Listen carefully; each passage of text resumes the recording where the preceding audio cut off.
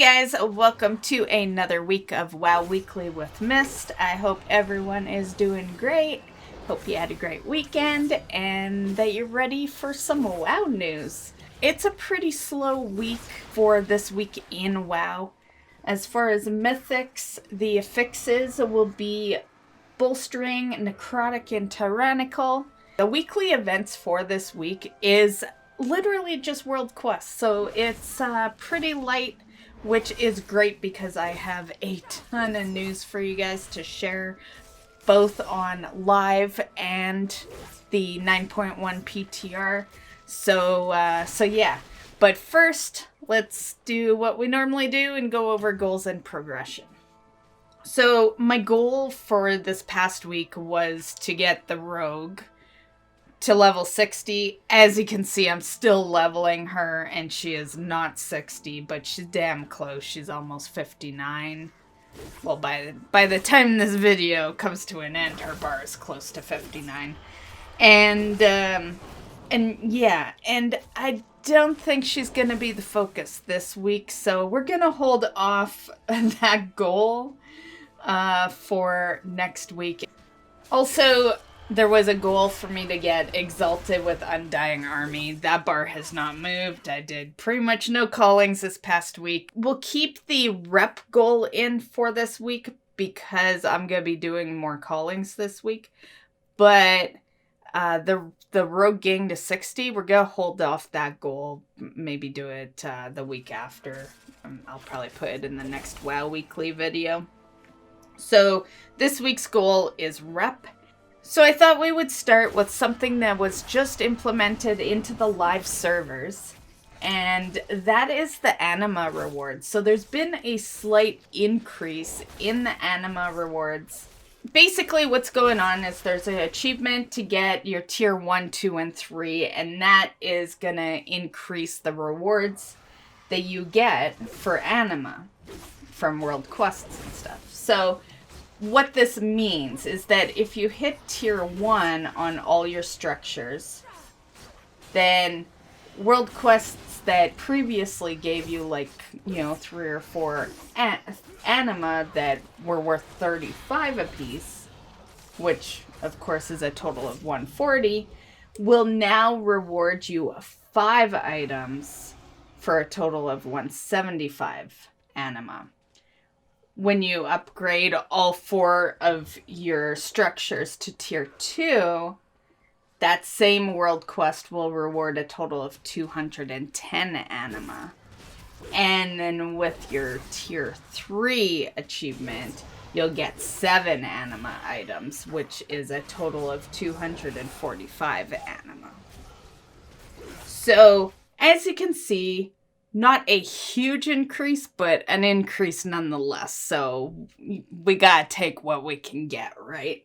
So would I go farming anima? No, I don't think it's that great to be farming it. I've done an anima farm back, I think it was a month ago. I had done a whole week of farming every world quest for a week, and it sucked. While this would definitely get you more anima, for sure, I personally have worked really hard to get my Night Fae character to maxing out the garden, and I am so close. So close. And I just don't want to throw my hard-earned anima over to other buildings that I don't care about just to increase. So my plan is, how I'm gonna do it is I'm gonna finish my garden, because I'm really close to being fully done with the garden. And so I'm gonna finish that, and then I'll work on those other structures, getting, tier 2 and 3 for everything. And then at that point, I'm still gonna need the anima. I'm a collector. I want all the transmogs, all, everything, right? So I'm still gonna need it. It's not like completing my garden, makes it obsolete or anything. So it's still gonna work in the end. I just, it almost makes me sad to think that I'd be just tossing away my 15k Anima to some other building rather than my gardens. So, good increase. There's been a bit of debates kind of going on with this one. You know, some people think it's too late. Is it too late? It's not too late because, you know, we don't even have 9.1 yet, so we got tons of Shadowlands left for us. So in that sense, it's not too late, but it should have been there earlier, you know, for sure. It's an increase, but is it still a good farm? Hell no. This farm still sucks. And personally, I was looking at some 9.1 stuff, and in 9.1, you also will get an increase in Anima. It's in your renown. There were some tiers that had that going, so while I'm mentioning that, I will just let this video go. This is little footage I took when I was over on the PTR last, and this is what the renown is looking for. This is of course Night Fae, but it'll be the same for all of you guys. You know, the only things that'll change will be like the mount rewards and shit. But this is what we're looking at for Anima upgrades. So personally, if you've got nothing better to do than farm Anima, you know, for the increase that's live right now. But if you have other things to do, I would hold it off till 9.1 when it's really good. Because with the renown, then the increase we have right now, I think it's going to be really good in 9.1. You know, well, I won't say really good, but it'll be better than we even see it now, right? Because we'll have those upgrades through the renown. So that's basically all I have on that. I just wanted to mention that early into this video because I was just mentioning that World Quests is the weekly this week. So it fits really well in there. Also, for those that don't know, when World Quests is the weekly, that's an increase in your rep only through World Quests though. So any rep you get from your World Quests will get you 50% additional rep. So, great time to have rep as a goal this week if you make goals. That is one of the reasons why I chose to keep the rep goal in. Okay, so the next piece of news is something that I was really excited to hear, and I think it's a great change. It has to do with pets, and actually on that topic I have two new things to discuss regarding pets. So in 9.1, the total cap that you can have on your pets will be removed, which means originally when they put the cap on there to begin with, it was 1,000.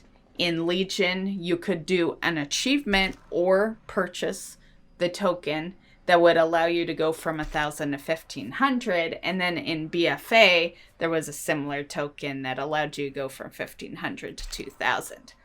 I have all the upgrades, so yeah, that perk kind of sucks, but what you do, right? Shit like this happens all the time, especially when you're a regular player because you get things pretty much right away or fairly early.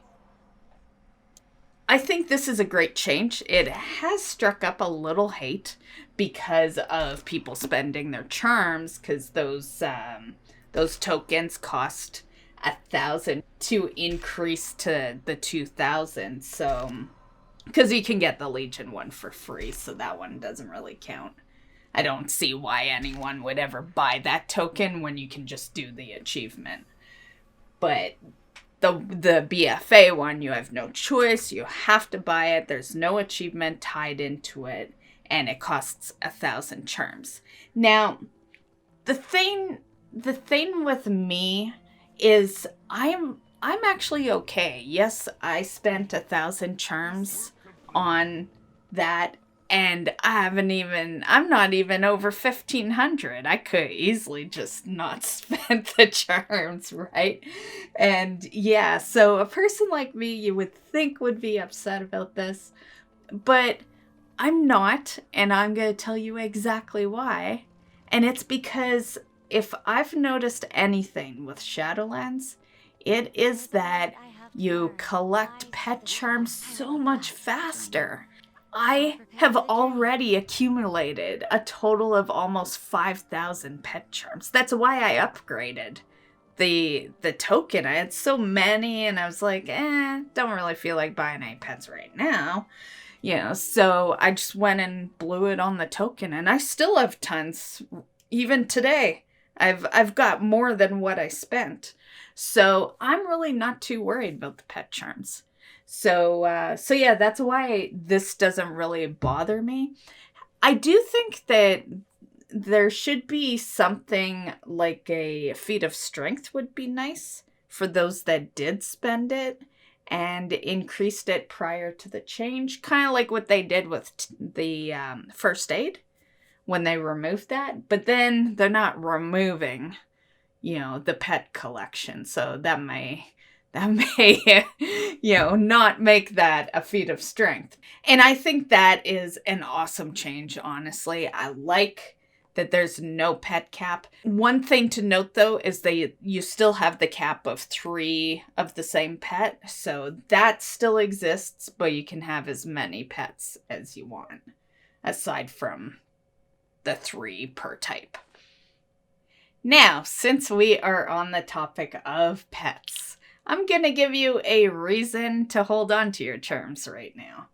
And that is that there is a new pet in 9.1. It is called the Flawless Amethyst Bubble Worm.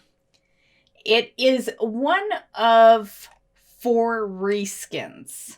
So if this price I'm gonna tell you right now is hefty or too hefty for you, there are other colors, and I will show you all the reskins. So this on screen here is the Flawless Amethyst Bubble Worm.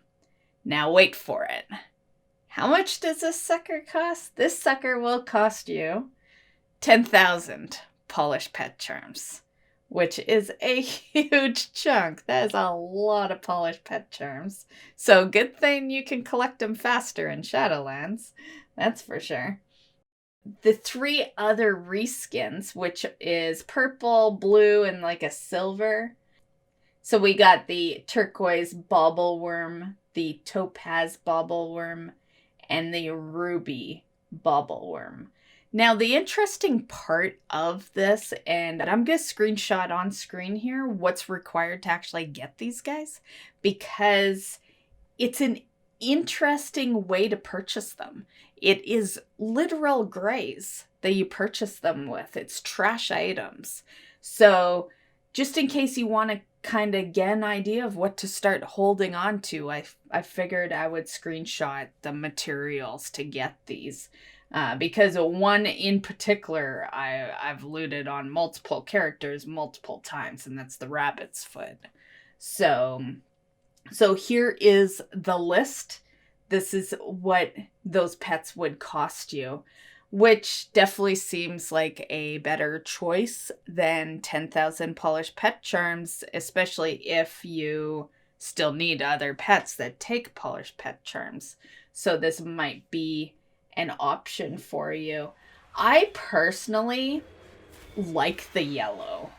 The 10k one. I would like to buy it. 10,000 is a lot, so I don't know when I would, but I more than likely would buy it with the tokens, because that sucker is gonna be super pricey on the auction house.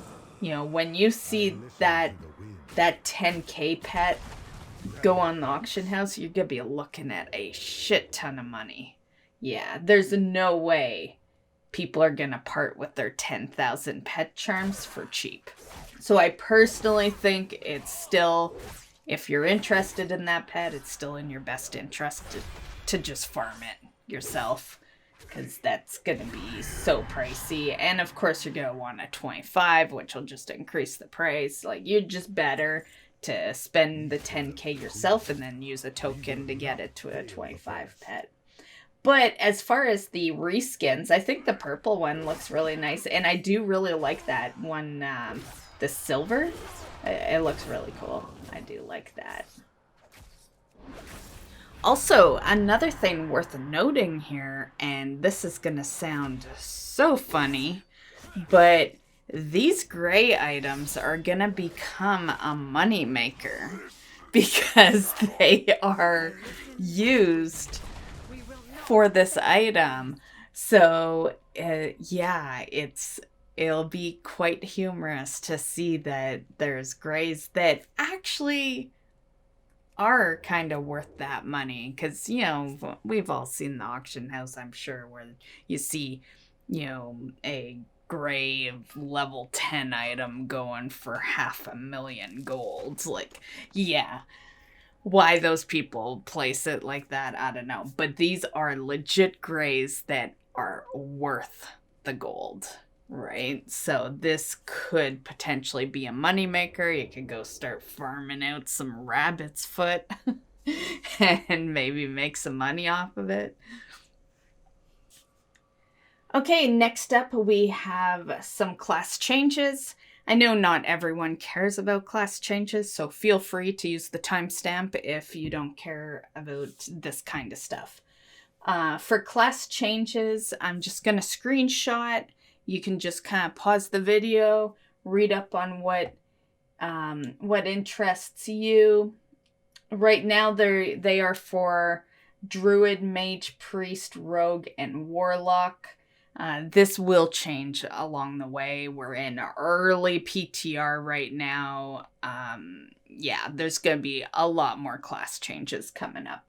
As for Covenants, there is 40 new Renown levels. So there'll be some new Soulbind tiers. Kyrian, Necro, and Venthyr have some changes, which are screenshotted right now. There's also going to be the new raid, Sanctum of Domination. There's also some PvP class changes. So far, we're looking at changes for the Death Knight, the Mage, the Monk, Priest, Rogue, Warlock. And there's also some new rune carving powers. And of course, the Maw, we heard of the new zone, Korthia, which was shown at BlizzConline. And there's going to be visitor dailies for that place, new quest lines, some new Maw assaults. Also, one interesting thing in the PTR is that there's a string reference in there that implies that bonus rolls might come back. My personal opinion on this, I welcome bonus rolls back. I never thought anything was wrong with bonus rolls. More times than not, you're just gonna get gold anyway. It's just another RNG, right? But it's really nice if you're a transmog farmer. Because, well, you guys have seen the raids for, well, there's only one raid right now for Shadowlands, but if you've gone in there, like, how often have you looted gear where someone didn't pass it to you? You physically looted it. Like, it's probably not too terribly often. It's just not dropping very frequently. It'd be nice to have bonus rolls for sure. And I feel like they're really important because I like to transmog farm, like, I'll transmog farm on all difficulties. So LFR, normal, heroic, mythic. And when an expansion ends, you are screwed for LFR farming for, well, a while until they bring out the solo queues. Even right now, we have the BFA solo queues. And they aren't very soloable right now. They're still pretty tough. So just a prime example right there that if you had the bonus rolls and you got your LFR transmog runs, if that's something you do, then you'd be good, right? You have better chances. I personally miss the bonus rolls, for sure. So let me know in the comments what you guys think. Do you miss the bonus rolls? So a little on the topic of the raid, there will be a mythic raid mount for Sanctum of Domination. It's from Sylvanas, and it is called the Vengeance Reigns. And it looks okay. It doesn't totally excite me, but it's a mount, so yeah, it's kind of there. Now, on the topic of mounts, there is a lot of new mounts for 9.1. And I do plan on doing a separate video where, I'll, give my opinion on the mounts, and we can, very casually look at the mounts. But I do feel like it's kind of wrong for me to mention all these new mounts and not show you in the news video. We're going to quickly do a little slideshow of the new mounts. And yeah, but definitely keep an eye out for my mount video where I will actually tell you what the mount is. And yeah, I just don't want to extend the video too terribly long with the names and where they drop and all that. We'll leave that for a separate video, which I will do up this week. So keep an eye out on the channel for that video this week. So here is a slideshow of a bunch of new mounts to look forward to in 9.1. And a lot of them look pretty, and I will give you my my ultimate impression in the video that I post sometime this week. Also, there is a bunch of new pets available in 9.1. Once again, I have been working on a separate video for this as well, so I'm not going to give my impression on any of these pets. We're just going to quickly slideshow the list of pets that we know of at the moment. Okay, so the next piece of news has to do with Transmog. Basically, in 9.1, they will have it so that you can transmog each shoulder separately. This has actually been a request for a long time. I have seen people wanting this for quite some time. Me personally, I could care less. Most of my characters, I don't show the shoulders at all. And then my druid has been happy with the shoulder piece that I have on her for years. So as far as shoulders go, I guess it would be cool if, say, you wanted to have the same shoulders but different colors. So you had like maybe one red, one blue. In that sense, it would be cool. As for Torghast, there has been some achievements spotted that definitely lead to higher Torghast levels. So I've seen some achievements that go as high as a layer 12 being unlocked. So we're definitely going to see some higher layers. And there's been some that involve earning stars on like layer 8s and stuff. The stars definitely imply that there could be a new progression system for Torghast, which, to be perfectly honest, could have something to do with Venari as well, because as we all know, or you're gonna know if you don't, is that Venari will have like a new currency and all that, and Venari and Torghast kind of go together. So the star system could be kind of put together with that new currency. Now, some news on the legendaries. So there has been reported that there will be no soul ash required to upgrade to your new legendary ranks, which will be 2 new ranks. Item level 250 and item level 260. Here is kind of where we're getting that. You can see that the Soul Ash required is the exact same as the rank 4. So this is assuming you're rank 4 legendary. If you're not rank 4, you're still going to need up to that 5150, but then your rank 5 and 6 will, not cost any. So on the topic of Soul Ash, there has been an item data mined. We know nothing really about it other than a couple of details, so it's all speculation. But there is an item that's been data mined. It's called Mega Soul Ash. And when you mouse over it, it says Soul Ash, but Mega. So we don't know really what that is, but it could potentially be a catch-up system maybe for your legendaries.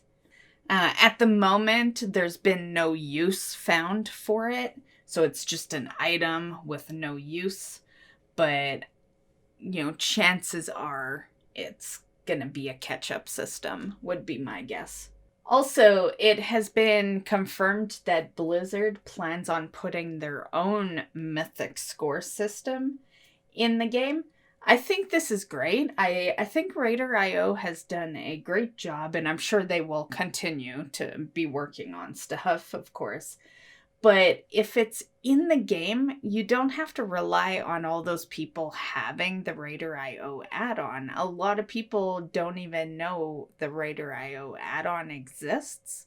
I've also felt like while Raider.io is great, and I do think they do a great job with what they got, the updating isn't so good, and I feel like if it was actually in-game, then it would probably update a little better. Okay, so a little info on flying. As you know, flying will be available in 9.1. How it will be available is through your Covenant campaign in 9.1.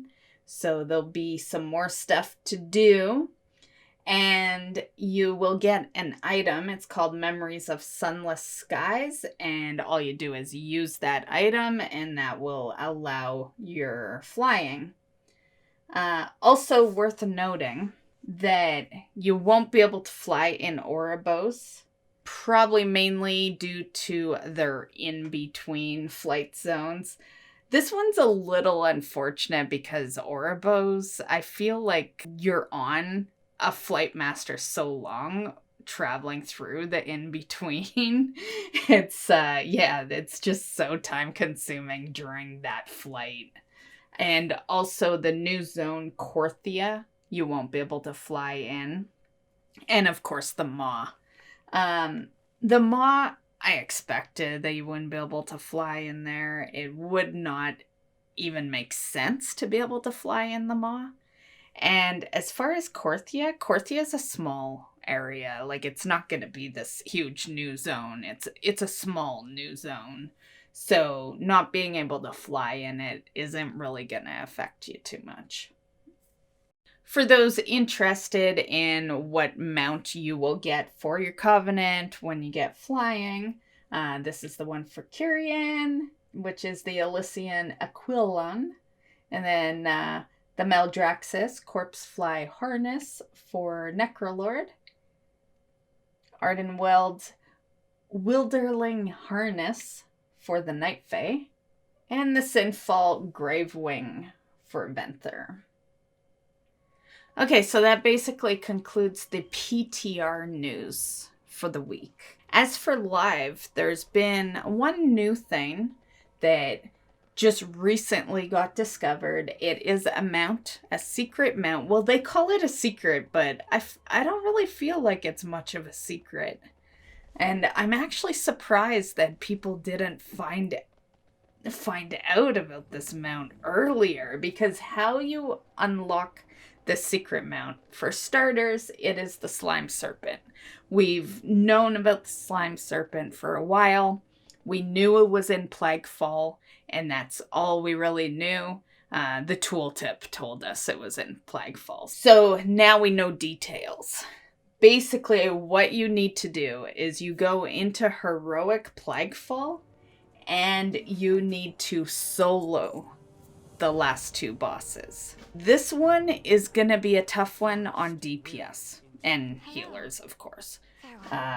There are at the current moment there are only a select few that can solo this place, even although it's on heroic. The classes that are able to solo this is tanks and a Beastmaster Hunter. We're still only one right in, so the item level cap is not very high, and heroic, those bosses on heroic still have a ton of health and do a lot of damage to you. So chances are, if you're DPS, you are gonna struggle. Demon Hunters have been doing this easy, easy mode. And when I've gone in to do mine, I always see Demon Hunters piled up at the entrance. So most people are choosing to do it on a Demon Hunter. No shock that the Hunter can solo it, though. The Hunter solos everything, every expansion.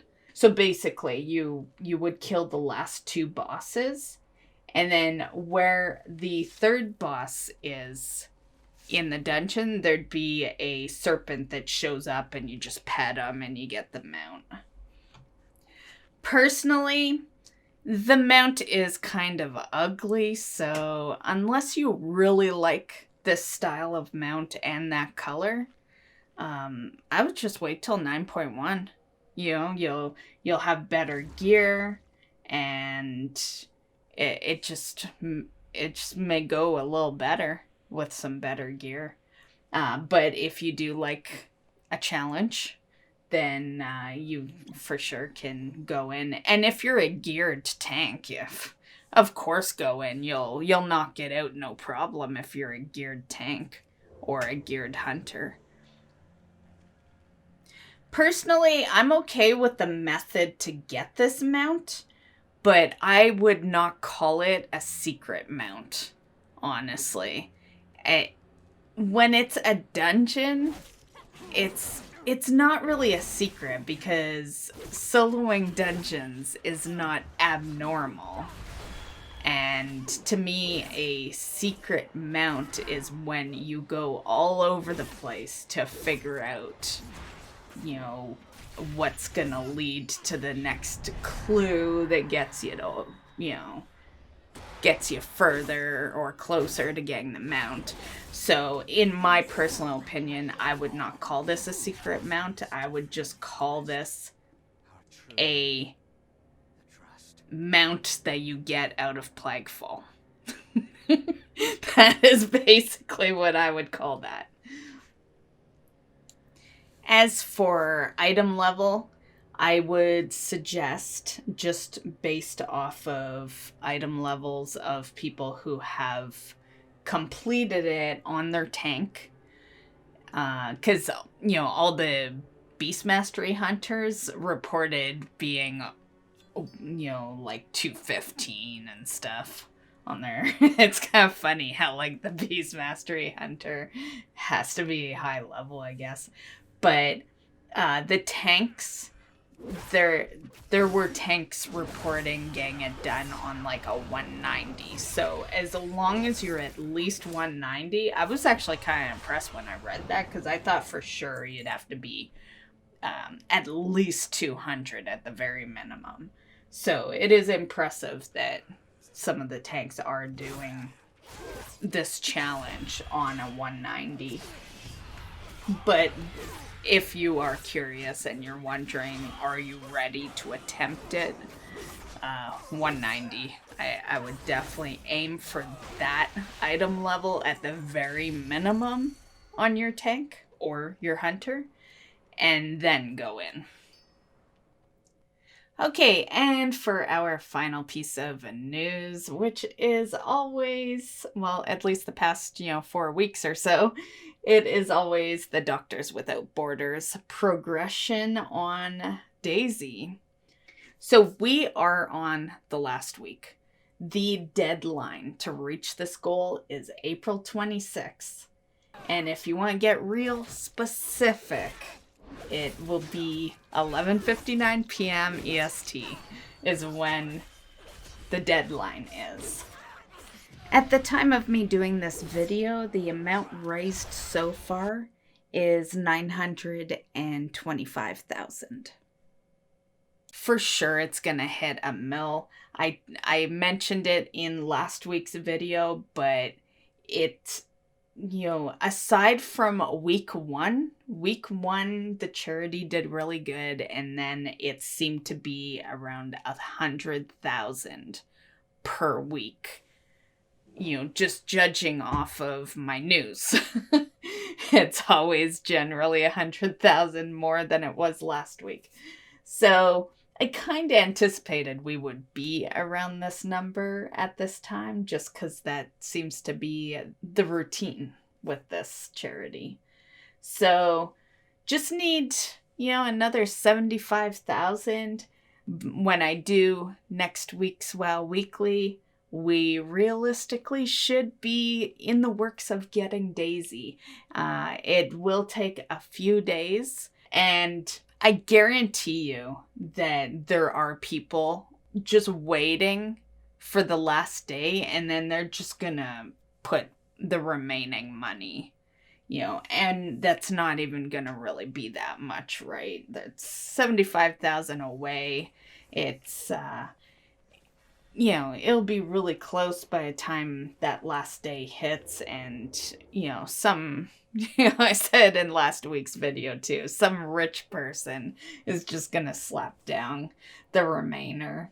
If by chance no one does that, Daisy isn't lost or anything. You just end up having to pay for her out of the shop. So really, if someone did complete it that way, they're just doing you a favor by allowing you to have the pet for free. But no matter what, you would have had the pet anyway, if you chose to buy her. And I know I mentioned that was the last piece of news, but there's one thing that just came to my mind that I thought we would add into this video, and that is the WoW token. I don't know if you guys have been looking at the WoW token lately, but it is doing good. No shocker that it is, I guess, because they usually raise it when people have left the game. Yeah. But I just thought I'd let you guys know the actual prices. Right now on US servers, the token is $150. It's kind of been going up and down a bit the past couple of days. It was at $150, and then it was $149, then $148, then back to $149, and now it's, pretty damn close to $150 again. And I'm sure it'll be $150 by the time this video posts.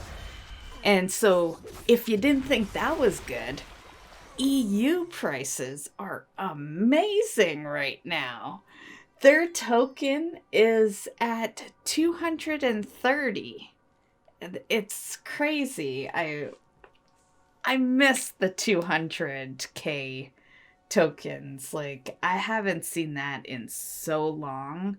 I think a Legion was the last time I saw it sitting at like the 200k mark. And that calls it for today's video. So have a great one, guys. Have a great weekend. WoW. Have fun gathering all that animas. I'm guessing that a lot of people are going to be farming anima this week with the new change and with the World Quest Weekly being there.